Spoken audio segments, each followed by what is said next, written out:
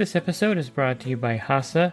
Liquid is clearly better. Liquid chlorine is the highest purity, works immediately, has no added cyanuric acid or calcium, and it will leave your pool safe, clean, and clear. And by the Bottom Feeder professional grade battery powered vacuum system. It sucks to clean pools, so cleaning pools sucks less. Get $100 off with code DVB100. This episode is brought to you by Skimmer, the #1 pool service software in North America.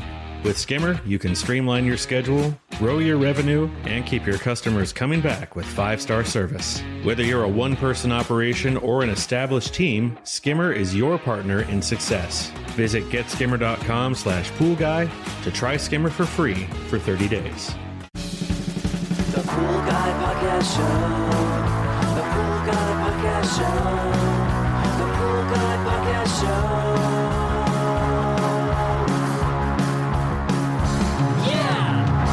Hi, welcome to the Pool Guy Podcast Show.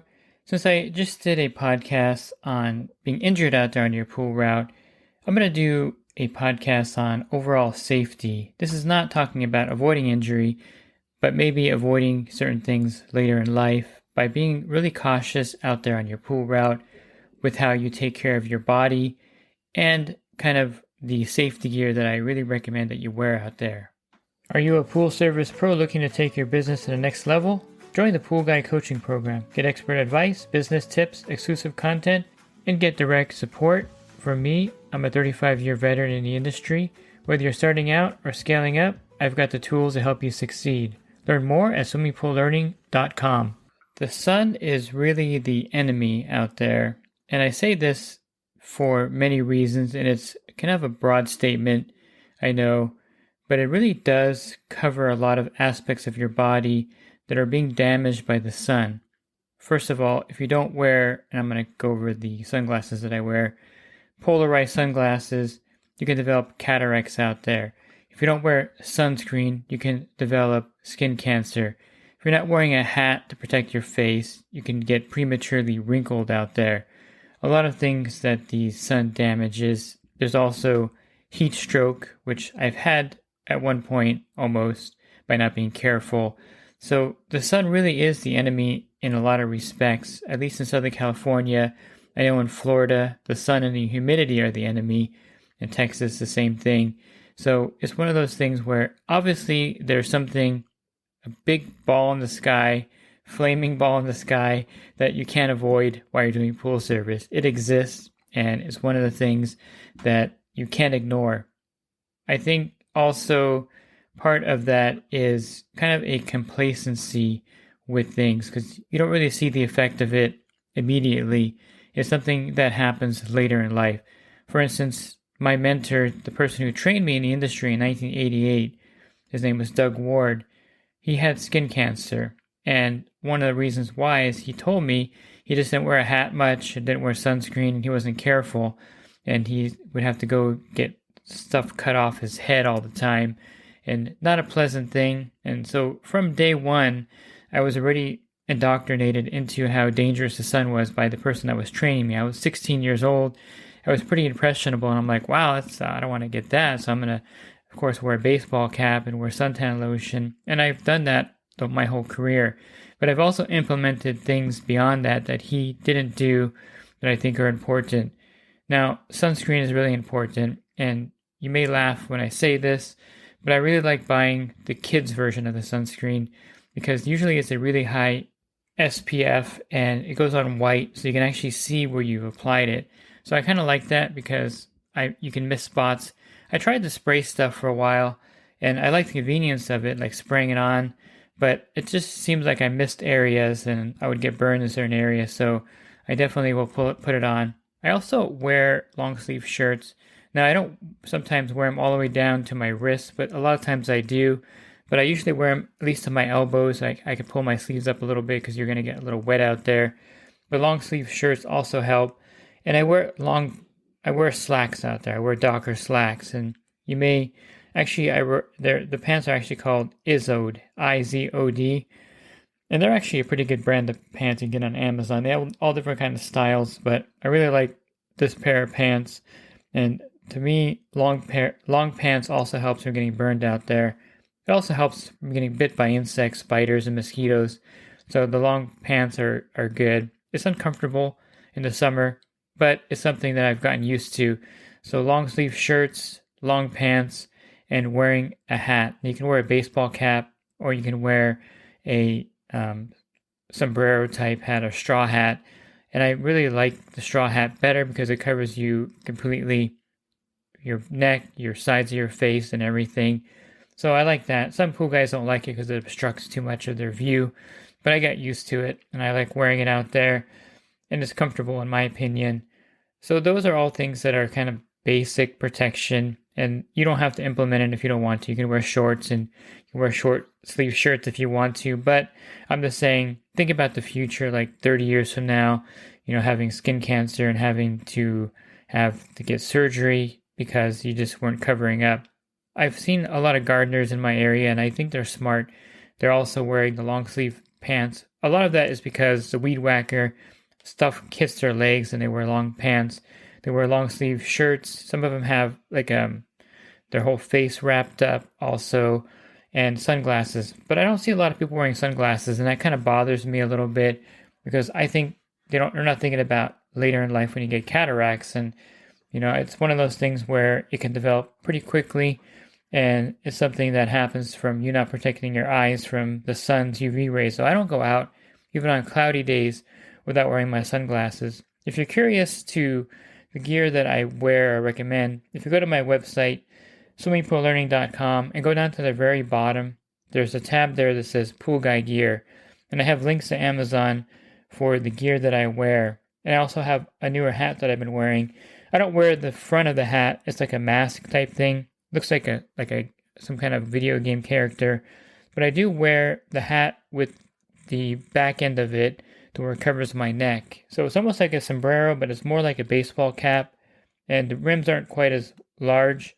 But I find having that back part over my neck is a great way to protect my neck from the sun. So the sunglasses I like are the Dudema Polarized sports sunglasses. And the reason why I got polarized, and a lot of this goes with the fact that you can't really see the algae in the pool or the reflection, the bottom of the pool too well with regular glasses. So I was working one day back there with my old sunglasses, and one of the customers is a fisherman, and he goes out fishing a lot. He's like, "Hey, why don't you try these polarized glasses? They're really great. When I'm out there on the lake, I can look off the side of the boat and I can see down in the water really well." And I was like, "Oh, I guess I'll try them." So I ordered these glasses, and I've been using them for so many years. Let me see how many orders I've placed 9 orders in the last 5 years for them, because I kind of break them every so often and scratch them. So, and they're not that expensive. They're like 16 or 17 bucks, but they're really good because they're polarized. And what this means is that when you look at the pool water, after you spray your dish soap in there, you look at the pool water, you can see a lot in the water that you wouldn't be able to see without them, especially algae on the walls and algae on the floor, different kind of discolorations or stains, debris on the bottom, of course. And when the sun's hitting the surface of the pool, regular sunglasses don't have the ability to break through there. It's really cool because if you're walking in a parking lot and you see people with tinted windows, you can actually see the reflection of the tint back. And if you look at the sky when there's like a rainbow or something, you can really see it clearly with the polarized glasses on. So they're definitely something that I recommend. And the polarized glasses actually protect your eyes from the sun's UV rays. All of them should be UV resistant, any kind of sunglasses you actually purchase. But these are UV 400, and they're 99% UV 400 coating. So they block 99% of the UV rays and UVB rays, UVA and UVB rays. So definitely something you want to wear out there, even on cloudy days, because even on cloudy days, the sun can damage your eyes. So I wear them all the time. So I recommend getting them. Again, swimmingpoollearning.com is scrolling to the bottom. You can also see the gloves that I wear. This is something that the person that trained me never thought about or never used. And this is something that I developed over maybe, let me think of when I started wearing the gloves. I'm going to say probably the last 15 years at least I've been wearing gloves out there, because I noticed my hands started getting some ulcers on them and some burns on them, mainly from handling trichlor with my bare hands. I'm a tough guy. I can just get the tablet, put it in there. Plus, I didn't really like the smell of the residue on my hands for, driving in my truck. So these gloves are great. These are nitrile gloves, and these are really nice because they're not waterproof, but they do get wet, and you get used to the kind of the wetness of them. They dry really fast, but I like them because of the nitrile coating in the front. You're able to do everything with them. Clean a filter, open a gate, all these things with the gloves on. You don't have to take them off for those kind of things. I don't drive with them. I do drive with one glove on, and usually I'm wearing one glove, not two. I find that one glove where I'm handling everything is a lot easier for me. But I do have these gloves, and they last each glove lasts about 6 weeks out there. They come in a pack. Let's see how many come in the pack. 6 pairs come in a pack. They're $10 right now. I mean, the tariffs may cause them to go up higher in price. I usually buy the medium ones for myself. You can buy large. And these are a great way to protect your hands from acid, chlorine. It also protects your hands from scrapes and cuts when you're cleaning filters. I've hit my hand many times, and I'm thankful I was wearing these gloves because it protected them from getting cut up pretty badly. It's also great for insects, like if you're taking a skimmer lid off and there's a black widow there, the glove will protect you from being bit. So I also like reaching in the skimmer basket with these gloves on because sometimes you'll get like a dead rat or something in your hand, and these gloves protect you from kind of the gross aspect of that. So they're great, they're comfortable, and I recommend getting these gloves while you're working out there. They're also black and gray, so they're not too bright and they're not going to draw a lot of attention to yourself. Let me switch a little bit to foot gear. Now, I first started out doing pools with just tennis shoes, and I wasn't really careful with my footwear. And I really think footwear is really important, not only just for traction, but also for the fact that, you can get hurt out there if you don't have the right footwear or gear or the right shoes with the traction. I like boots because they protect your ankles too. I can't tell you how many times I've stepped kind of wrong off the curb or stepped somewhere in the backyard and my foot kind of twisted a little bit, but since the boots have such a high back part of the shoe versus a tennis shoe, it goes up over the ankle, I should say, and it goes up to where it gives you more stability. I haven't twisted my ankle in a long time wearing the boots. So the ones I like and the ones that I think are really comfortable, they're also waterproof, are the Columbia Men's Newton Ridge Plus 2, or LI. I don't think it's 2 now, it's LI. And I really like these because they're comfortable, they're waterproof, they have great traction, they're pretty long lasting, and they're fairly affordable. And I think it's something that you want to invest in to have the good footwear. It's also on my site of the gear that I recommend. Just click on the link, it'll take you to the Amazon link.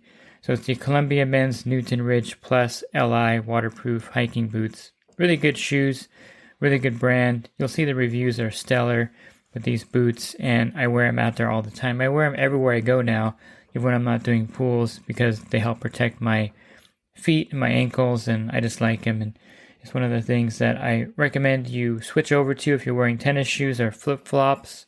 You want to wear boots out there to protect your feet.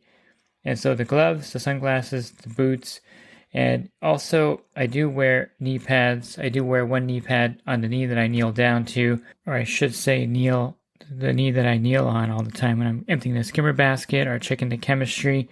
And I like the Ergodyne ProFlex 335 slip-resistant rubber cap knee pads. They're pretty comfortable, and they have a strap that stays on pretty well. I mean, they do slide down my leg once in a while, but since I wear long pants, they're actually perfect. You can check different ones out at Home Depot. They're kind of bulky. These aren't quite as bulky, and I find that they're great at protecting my knee, and they're really comfortable to wear all the time. So this is one that I definitely recommend you purchase and get. I think it's a great knee pad, and the knee pads are going to definitely help save your knees from being injured. So I have this injury in one of my knees from not wearing them out there, of course, and so this basically causes any kind of pain now whenever I knee down on this knee, because for many years I didn't use knee pads, and I was kneeing down on cement or kneeing down on the gravel or kneeing down on flagstone, and it just really injured my knee over time. Unfortunately, I wasn't careful, but of course, knee pads are essential out there now for anyone who's kneeing down a lot. And if you just want to wear one of them, that's fine. That's what I do most of the time, is just wear one knee pad now on the knee that I'm always kneeling down on. And it seems to be more comfortable out there with just one knee pad versus two of them. And this may be a stretch a little bit, but here's another thing that I do for safety. And it's also in that particular tab on Pool Guy Gear. I have a square terminal that I carry. This is weird, I know. I'm going off to a little side note here. But the square terminal is great to get credit card payments because you can safely get payments from customers out there. Let's say you're doing a pump install or something and you finish it and you're trying to get the balance from the customer. And if you have the square terminal, you can also get the little Dougal that you can attach to an iPad or your cell phone. But I like the whole terminal. It just looks professional. And, you can, of course, connect it to your hotspot on your phone.